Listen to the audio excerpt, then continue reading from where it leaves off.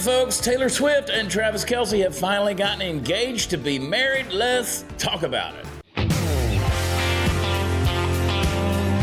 All right, ladies and gentlemen, I don't know if you've heard or not. Of course you have. America's new royal couple has officially gone from are they or aren't they to, oh yeah, they definitely are. That's right, Taylor Swift and the queen of breakup ballads, and Travis Kelce, the tight end that literally has made his living running routes and catching balls, probably in more ways than one, are now engaged. Is MAGA melting down? Our favorite little pinhead, Harry Sissy Sisson, he had this to say: Taylor Swift's engaged, which means MAGA's melting down. It's a great day. You go no further than Zeke Arkham in the comment right below that says, Harry, I sincerely don't give a rat's ass about Taylor Swift or the dude she's marrying. But I do think it's funny how you went from being the darling of the Democrat Party to picking imaginary fights with MAGA for some sort of relevance. From what I've seen, it seems like everybody's wishing Tay-Tay and Travis well. I mean, everybody from Kristen Hawkins says marriage is a beautiful thing. I hope Taylor Swift's engagement inspires young women to see the joy and purpose in getting married, starting a family, and committing to one person for the rest of their lives. I'll come back to that. Charlie Kirk says, I hope they have a lot of kids and end up very happy. Oh, and the list goes on with people such as President Trump even wishing them well. Here's the issue that I have with all of it. Don't get me wrong. I'm happy for them, okay? I'll just go ahead and say it. But you got to admit, this whole thing feels a little less like a love story and more like a Netflix original series written by the NFL and produced by Spotify. Because think about it. Taylor's been on a tour breaking every record known to man. Travis has been stacking up Super Bowls, and somehow the stars aligned so that America could watch a fairy tale unfold in real time in 4K during commercial breaks. Now, the issue that I have with all of it is, yeah, sure, get married, have kids. Should have done that probably a long time ago instead of trying out every other celebrity person that you could have dated and slept with and been with. And I'm not going to be the one that's going to sit here and judge you, other than to say, if you are going to have a lot of kids, as per Charlie Kirk, could you please make sure they're not the ones that kind of grow up and just don't know how to discover which gender they are, since that's something that you have consistently supported. I mean, if we would left it up to Taylor Swift's prediction and support for the election, we'd still have cackling Kamala Harris on our TV screens every single day. You know, Taylor Swift didn't just find a boyfriend in Travis Kelce. She found an entire franchise. The NFL went from no fun league to now featuring love, with every camera angle turning back to Taylor up there cheering on a sport that I'm not sure she quite understands. Now, every time Travis has caught a pass or a touchdown, the camera had to zoom into Taylor. We had to sit there and watch the suite with her 15 blonde friends screaming like they were on a roller coaster at Disneyland. Meanwhile, we're just trying to watch football. Do we even care at this point? I mean, anyway. Now, you fast forward to the engagement, which apparently just happened. She's got a rock on her finger that needs its own zip code.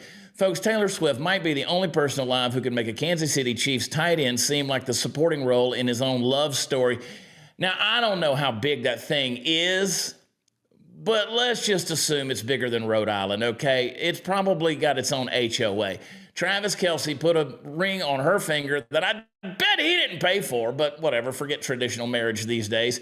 That thing makes the Hope Diamond look like something you dig out of a Cracker Jack box, and the Chiefs' salary cap probably just went down $10 million because of it. Now, I'm not bitter. I'm just saying, could we get back to some values? And don't be the conservative that's going to sit there and lavish love upon these lovebirds just because you want to seem relevant in the culture wars. You know, here's where it gets funny. She wouldn't piss in your brain if she wouldn't piss in your ear if your brain was on fire, and that's fine. I don't need her to, okay? But at the end of the day, I'm not going to kiss ass to somebody who was willing to put me on a train to somewhere to get re-educated. And yes, that is exactly what she supported, her and her tens of billions of minions around the world. I know there's not that many people on the planet, but it sure damn feels like it whenever she has a concert. Now, Taylor has a song and probably an album for every breakup she's ever had. She's dated actors, singers, vampires, werewolves, maybe even a Kennedy. Who knows? Every guy she's ever been with turned into a platinum record, and now she's with Travis. So let's just game this out. Either this works and they live happily ever after, or if it doesn't, we're going to get the greatest breakup album in history. I mean, this is going bigger than the Beatles' Black. I mean, forget All Too Well, forget Back to December. If Travis Kelce breaks her little heart, we're getting a 27-minute orchestral track called Offsides of the Heart, featuring the Philadelphia Eagles defensive line background vocals, okay? And forget Forget the fact, and let's go back. Let's just look at this. You come out with an engagement and an album in the same week. Here's the deal. It's such a setup. It just disgusts me. Travis is living every red-blooded American guy's dream, I guess. He went from chugging Bud Light in his basement and getting vaxxed on TV for $20 million to having dinner with Beyonce and Jay-Z because Taylor said, hey, babe, come hang with my friends. Yeah, don't forget that pinhead who did that. Yeah, thank you, Pfizer. And listen, Travis Kelce, he's no fool in this department. He's a businessman. He knows what he's doing. You don't just marry Taylor Swift. You marry her fan base. You marry her economy. You marry her army of 14-year-old girls who will either make you a legend or burn your jersey in effigy and maybe you in it at the altar of TikTok. So this isn't a relationship. This is a merger. Forget Wall Street. The Swift-Kelce IPO just launched, and buddy, the stock is through the roof. So if you haven't noticed yet, they're going to be split on this. So maybe Harry Sisson's a little bit right, because I like to call it as I see it. This ain't the fairy tale everybody wants to make it out to be. This is a dude that wanted me to put a jab in my arm and a girl that wanted me to vote for Kamala. I'm not buying it. Some people are going to be genuinely happy for them. Some are going to be like, oh, true love, it's magical. Meanwhile, football guys are going to be like, oh, does that mean we have to look at her face every time we watch a freaking game on Sunday? I'm not happy about it. And not that part. Get married. Have the kids. Do the thing you want to do. Whatever. I don't care. I just don't need to see her every time he gets a first down. But I will tell you about the Swifties. I know the wrath of the Swifties. I have succumbed to the power and the wrath of the Swifties. These Swifties, most of them in Japan, but nonetheless, these girls are already planning the wedding, hashtags, the outfits, the merch, the live stream. They're about to turn this engagement into Woodstock for blondes. And we just stop? Just imagine what this wedding's going to look like for a second. The guest list alone would make Buckingham Palace look like a Motel 6.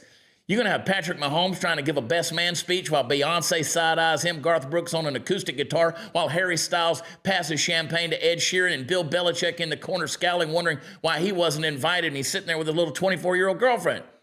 And then the vows. Taylor Swift's going to write hers in a way that makes Shakespeare roll over in his grave, and Travis is going to say, I like you, go Chiefs.